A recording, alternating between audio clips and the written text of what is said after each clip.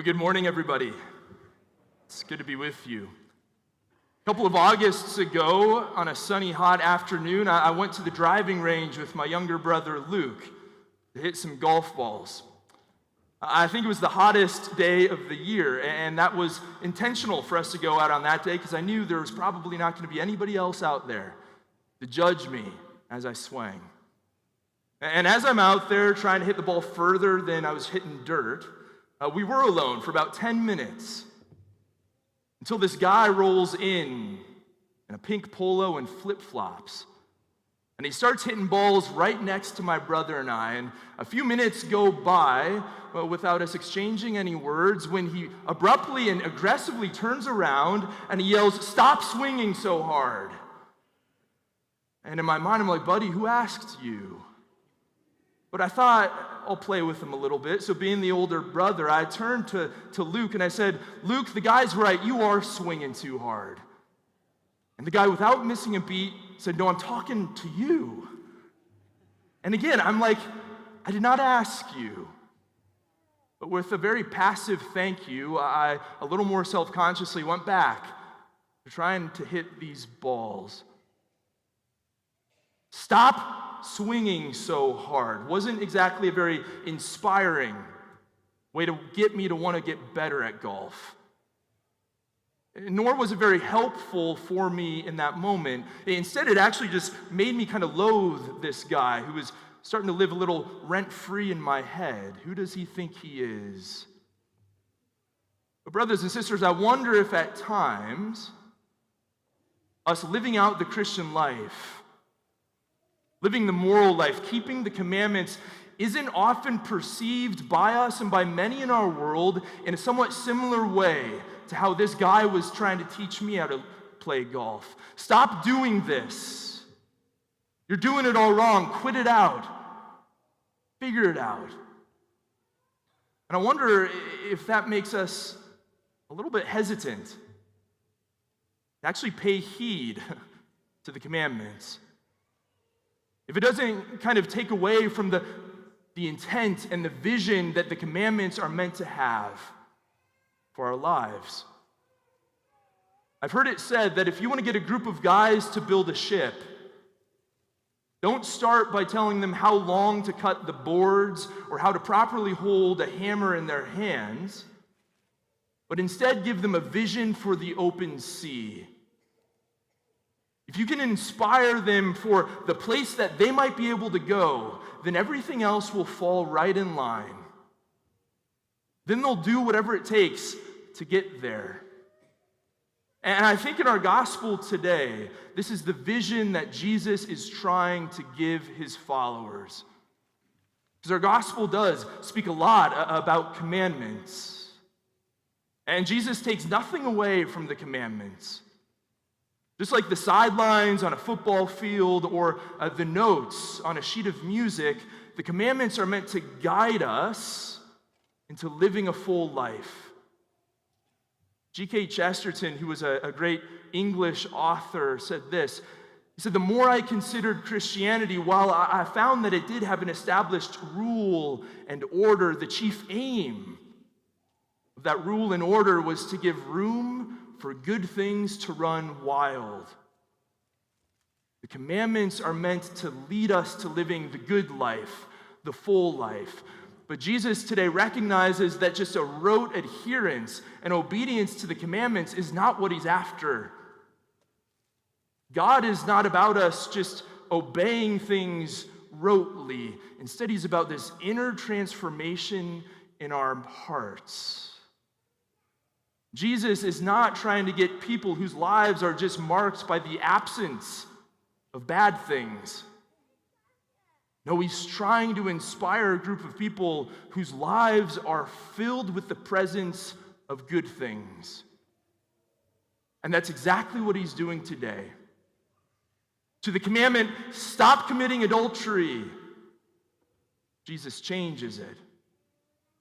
Be the kind of person who sees others with eyes of love and not use. To the commandment, "Do not murder," Jesus deepens it. Be the kind of person who actually wants what's good for even your enemies. And be the kind of person who has mastery over your emotions.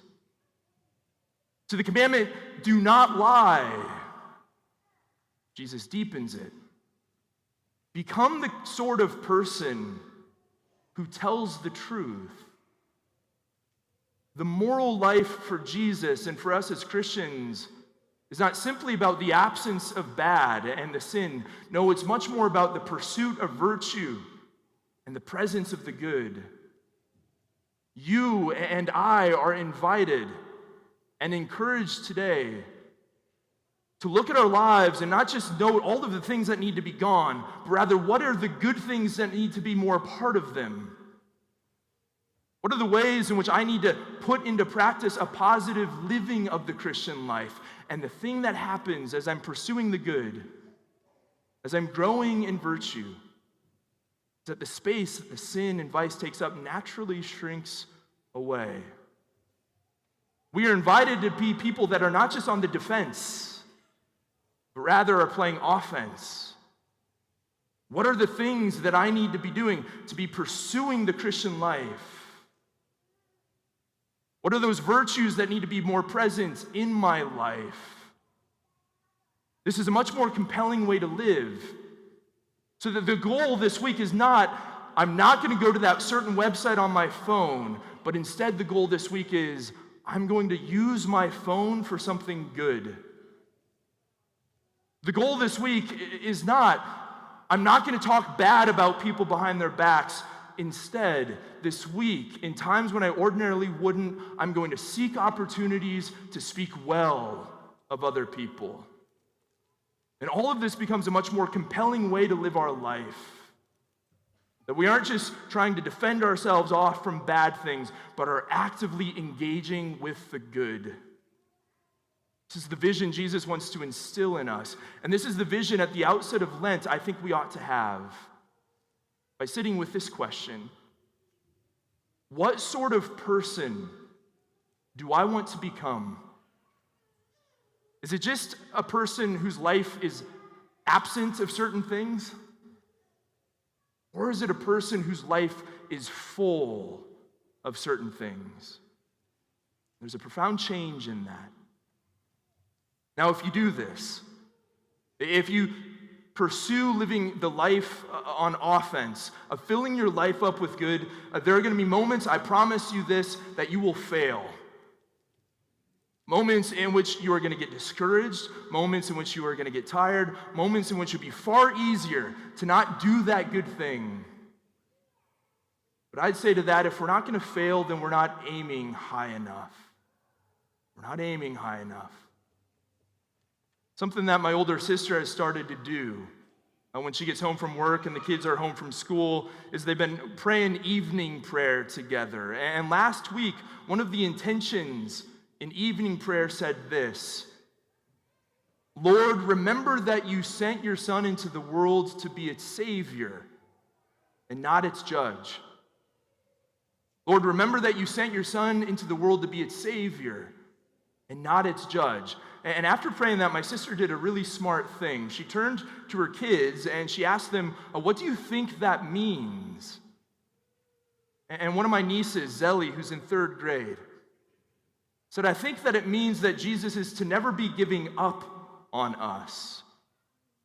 That his relationship with the world is one of constant support. And this is so true. That as we pursue this life of virtue, the commandments of Jesus are not meant to trip us up or to be used to shame us. They are the way in which he is trying to guide us into living life and life to the full. So I'll end where I started, and that's on the driving range. But this time it was a couple weeks after I moved here to Iowa City. I had a free Friday night, so I went over to Finkbine to hit some balls. And as I was doing that, there was a guy and 2 of his sons right next to me. And he looked faintly familiar.